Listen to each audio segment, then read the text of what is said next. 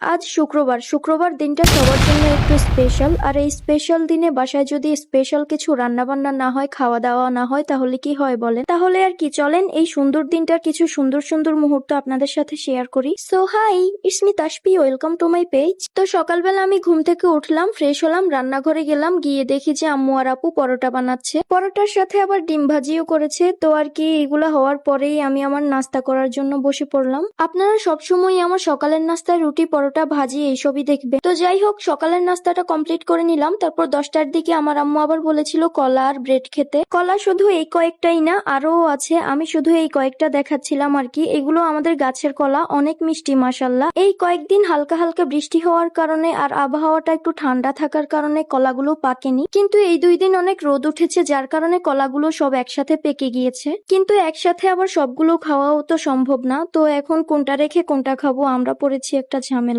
আপনারা কে কে কলা পছন্দ করেন বলেন তো, তাহলে আমি আপনাদের জন্য পার্সেল করে পাঠিয়ে দিব। এই যে এখন আমি এক একবার এক এক স্টাইলে খাচ্ছিলাম। তারপর খাওয়া দাওয়া শেষ করে একটু বাইরে বের হলাম। বাইরে বের হওয়ার সাথে সাথে দেখি আমার ছোট ভাই এই গাছটা নিয়ে এসেছে। দেখি এটা বাদাম গাছ, আমি বাদাম গাছেই প্রথম দেখেছি জীবনে, তাও আবার মরাই দেখলাম। তো যাই হোক, বললামই তো প্রথমে, আজকে স্পেশাল দিনে একটু স্পেশাল রান্না বান্না হবে বাসায়। স্পেশাল রান্নাটা হচ্ছে বিরিয়ানি। তো আম্মু এখানে বিরিয়ানি করার জন্য সবকিছু রেডি করে নিয়েছিল আর কি। এখন বিরিয়ানিটাও রান্না শেষ হয়ে গিয়েছে। এরপর আমি ভাবলাম গোসলটা করে নেই। তারপর গোসলটা করার পর আম্মুরও এই ফাঁকে বিরিয়ানিটা পুরোপুরি রান্না কমপ্লিট হয়ে গেল। এরপর এইদিকে আম্মু সালাদ গুলোও কেটে নিয়েছিল। এখন হচ্ছে শুধু বিরিয়ানিটা খাওয়ার পালা। না না, ভুল বলেছি, এখন হচ্ছে শুধু বিরিয়ানিটার সুন্দর সুন্দর কয়েকটা ভিডিও নেওয়ার পালা। বিরিয়ানিটা দেখেন শুধু, মাশাল্লাহ, খুব ওয়াও লাগতেছে না? এই বিরিয়ানিটার রেসিপি লাগলে আমাকে কমেন্টে জানাইয়েন, আমি অবশ্যই আপনাদের সাথে রেসিপিটাও শেয়ার করব। টেস্টের কথা আমি আর কি বলবো, জাস্ট ফাটাফাটি হয়েছে আজকের বিরিয়ানিটা। তো আজকের ভিডিওটি এই পর্যন্তই। ভিডিওটি ভালো লাগলে অবশ্যই আমার পেজে ফলো দিয়ে যাবেন। বাই।